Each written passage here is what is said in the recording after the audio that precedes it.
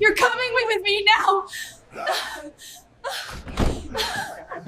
Stop! You're hurting me! He thought I was just a waitress, poor, powerless, and easy to humiliate. He grabbed my hair and dragged me across the cafe floor while everyone watched. But when the man who owned half the city walked in, the laughter died.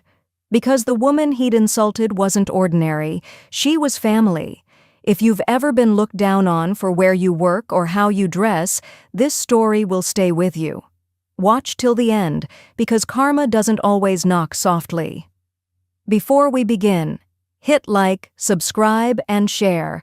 And remember, quiet dignity always wins louder than arrogance. I never planned to fall in love with someone like him. Back then, I was just a simple waitress at Rosewood Cafe, the kind of place where rich people came for fancy pastries and poor souls like me worked endless hours just to survive another month. My mornings smelled of coffee and exhaustion. My nights were filled with aching feet and whispered prayers that tomorrow might be kinder. Still, I loved my work. It gave me dignity. It gave me purpose. And in a world where people often confuse wealth with worth, that meant everything to me.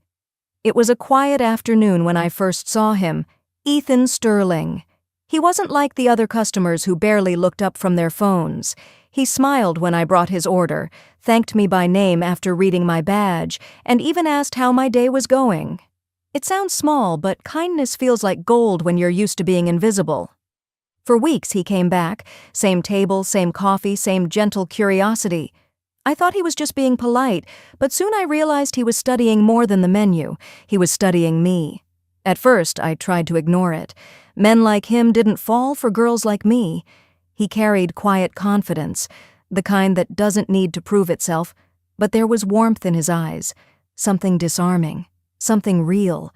We started talking about dreams, fears, little things that made the world feel lighter. I told him about my mother's illness, how every extra shift went straight to her medicine. He didn't pity me. He admired me. And that somehow was worse, because it made me start to believe I deserved more than just surviving. When he finally told me his last name, Sterling, I froze. Everyone in the city knew that name. His father owned hotels, properties, even half the street our cafe stood on. I laughed nervously, thinking he was teasing me, but he wasn't.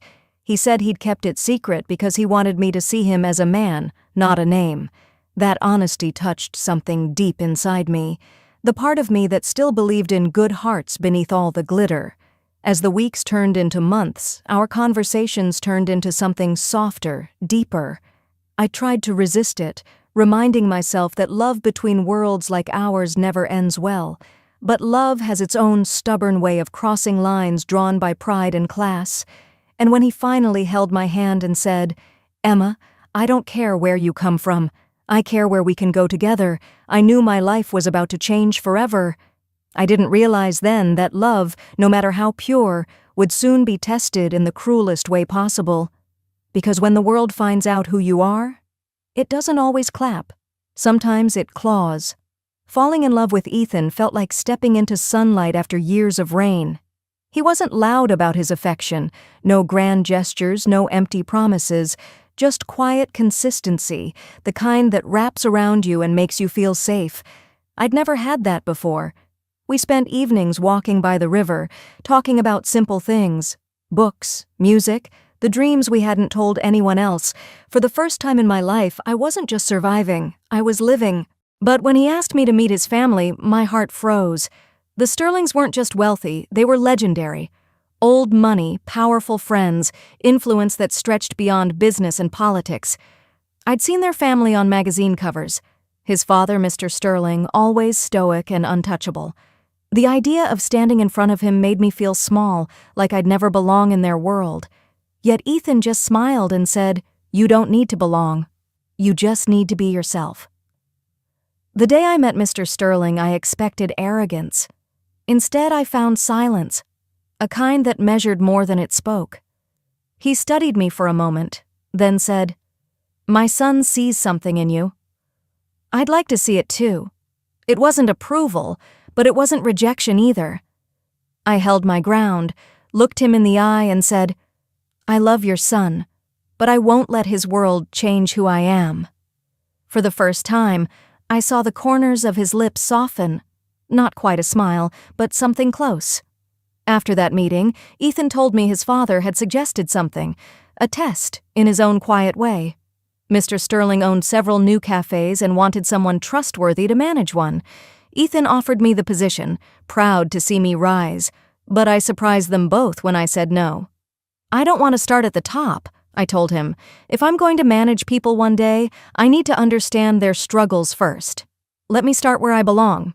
As a waitress, Ethan frowned at first, thinking I was being humble to a fault, but his father said something that silenced us both. Wisdom doesn't need a title. It just needs purpose. And so the plan was set. I would work at one of the new Sterling cafes. No one would know who I was. Not as Ethan's fiancée, not as the future daughter-in-law of a billionaire. Just Emma, a new waitress trying to prove herself. That night, as Ethan held me close, he whispered, "You have no idea how proud I am of you." I smiled, but deep down, a strange nervousness lingered, because I knew the world could be cruel, and sometimes it only takes one arrogant stranger to remind you exactly how fragile dignity can be. What I didn't know then was that the very next day, fate would test me harder than I'd ever imagined. The morning of my first day at the new cafe felt different. I woke up early, my hands trembling a little as I tied my apron and adjusted the name tag that simply read, Emma. No last name, no connections, no hidden privilege, just me. I wanted to understand what it meant to serve, to earn respect the same way I had in every other job. The cafe itself was beautiful. Soft cream walls, the smell of fresh pastries, and sunlight spilling across the polished floors. Everything seemed perfect. Almost too perfect. The staff didn't know who I really was. To them, I was just a newcomer trying to find her way through the morning rush. Some were friendly, others distant, the usual hierarchy of a workplace. I smiled through the chaos, greeting customers, balancing trays, memorizing orders. For a while, I felt at home again, back in the rhythm of honest work, back where humility wasn't a weakness, but a quiet kind of pride. Ethan had promised to stay away that day. "You need to do this on your own," he'd said with a grin. And I wanted that. I wanted the freedom to be judged not as someone's fiancé, but as a woman who could hold her ground. For the first few hours, everything went smoothly, until he walked in. The door chimed softly, and the air in the cafe shifted. He was tall, dressed in an expensive beige suit, his watch gleaming brighter than his manners. The moment his eyes landed on me, I knew he was the kind of man who believed money made him untouchable. He ordered without looking at me, coffee, extra strong, and snapped his fingers as if I were furniture instead of human. I stayed calm, wrote it down, and served him anyway. He didn't thank me. He didn't even nod. He just leaned back in his chair, scrolling through his phone, muttering insults about slow service and untrained staff. The other waiters avoided him like a storm cloud, but I had to keep going. That's the job. You smile, you serve, you move on. Still, I could feel his eyes following me, the smirk that came every time I passed his table. It wasn't just arrogance, it was entitlement, the kind that feeds on making others feel small. By lunchtime, the cafe was packed. Orders were flying in, laughter echoed, and I almost forgot he existed, until my hand slipped. Just a small accident. A few drops of sauce fell on his sleeve. I gasped, immediately apologizing. But his reaction was faster than reason. His chair screeched back, his voice rose, and the room fell silent. He shouted, called me names, humiliated me for everyone to hear. And as I stood there, frozen, heart-pounding, I realized something. This was the moment that would change everything, because the line between humiliation and destiny was about to blur forever. His voice sliced through the air like a whip. The cafe went silent. Even the espresso machine hissed and stopped, as if it didn't dare interrupt his anger. "Do you even know how much this suit costs?" he shouted, standing up so fast that his chair crashed to the floor. Everyone stared. My cheeks burned, but I stayed still, hands trembling around the tray. I whispered an apology, trying to explain it was an accident, but he wasn't listening. Men like him never do. He mocked me, repeating my apology in a cruel, exaggerated tone. "I'm sorry," he mimicked, twisting the words until the crowd chuckled nervously. "You should be. Look at you, a waitress pretending she belongs in a place like this." His words hit harder than his voice. I wanted to disappear, but pride kept me upright. I'd faced struggle before, poverty, hunger, judgment, but this was different. This was a humiliation designed to break a person from the inside. He kept going, louder, crueler, feeding off the attention. Some customers averted their eyes, others watched, curious, entertained. My co-workers looked away, pretending to polish tables. No one stepped forward, and that silence, that cold, heavy silence, was worse than his shouting. It told me that kindness was a rare luxury in places where arrogance paid better tips. Then it happened. In his rage, he grabbed me, his fingers tangled in my hair, yanking so hard I gasped. The pain was sharp, sudden, and humiliating. My body stumbled forward as he dragged me toward the entrance, shouting, "You're fired! Get out before I have you thrown out myself." The crowd gasped but didn't move. Phones came out. People recorded. For a split second, I saw my reflection in the cafe window, my face pale, eyes wide, and I thought, is this how dignity dies? But just as the world narrowed into that single moment of shame, something changed. The door chimed again, but this time the sound felt heavy, commanding, the kind that makes people stop breathing for a second. The arrogant man froze mid-yell, his grip loosened, and his expression faltered. I followed his gaze and saw a sight that made the room go utterly still. Outside, through the glass, I saw them, a line of luxury cars pulling up one after another, engines humming in perfect unison. Security guards in tailored suits stepped out first, then the man whose presence could silence an entire city, Mr. Sterling, my father-in-law, the man no one dared cross. He entered without a word, his calm more dangerous than any shout.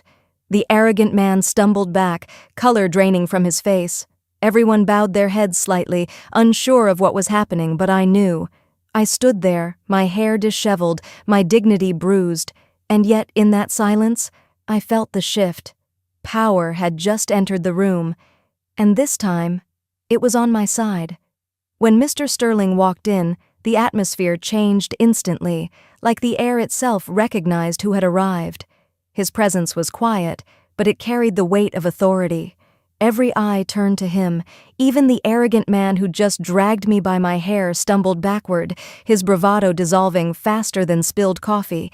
Mr. Sterling's security guards spread out silently, forming a calm but unmistakable barrier around him. And then he spoke, not loud, not angry, just steady, controlled, terrifyingly calm. "Let her go," he said. Just 3 words, the kind that could end careers. The man's fingers slipped from my hair, his face pale. He stuttered, I didn't know she was..." But Mr. Sterling didn't let him finish. He looked around the cafe, his eyes moving over the frozen customers and trembling staff. "You all saw this happen?" he asked. His tone wasn't a question. It was an accusation wrapped in ice. No one replied. You could have heard a pin drop. Then, in that same stillness, he turned to the man. "Do you know who you just laid your hands on?" The man shook his head nervously. Mr. Sterling took a step closer, his voice a little lower now, like thunder right before a storm. "That woman," he said, pointing at me, "is my daughter-in-law." Gasps echoed through the room. A few people dropped their phones. The arrogant man's knees nearly buckled. Your daughter-in-law?" he whispered. Mr. Sterling nodded once. "You thought you were humiliating a waitress. Instead, you exposed your own lack of class. Power without respect is nothing but noise." He turned to the manager, who had been hiding behind the counter. "And you," he continued, his eyes cold, "stood there watching it happen. You are relieved of your position. Effective immediately." The manager tried to protest, but the security guards were already moving. The billionaire's gaze shifted back to the man who had attacked me. "Every business deal you have with Sterling Enterprises," he said, "ends today. Every contract, every partnership, gone.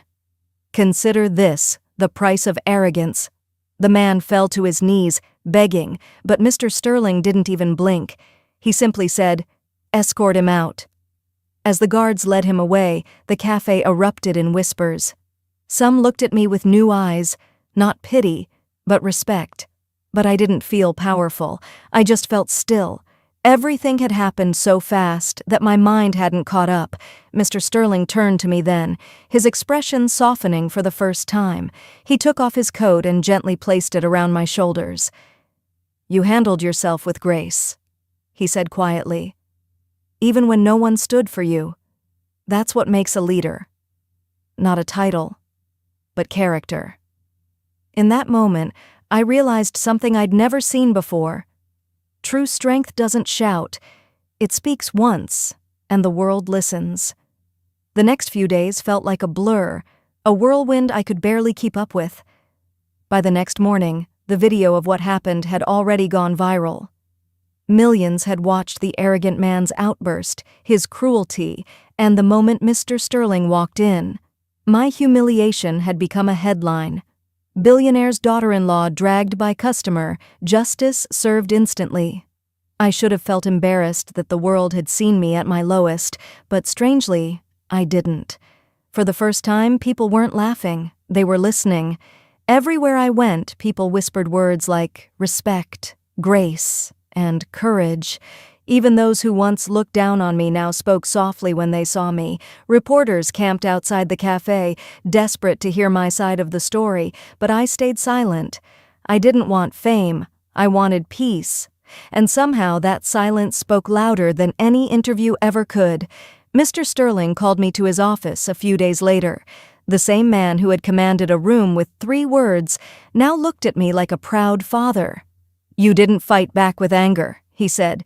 "You stayed calm when the world expected you to crumble.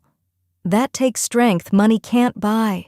He paused, then added with a rare smile, "You've earned something more than an apology. You've earned your place." He offered me the position of manager, officially this time, not because of my connection to his son, but because I had proven myself in the worst of moments. I accepted, not out of pride, but out of purpose. I wanted to turn that cafe into something more than a business.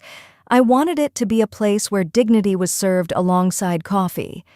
When I returned, the staff greeted me with hesitant smiles, unsure of how to act around me now. I told them gently, "I'm still Emma. I'm still one of you, but we're going to change how this place feels."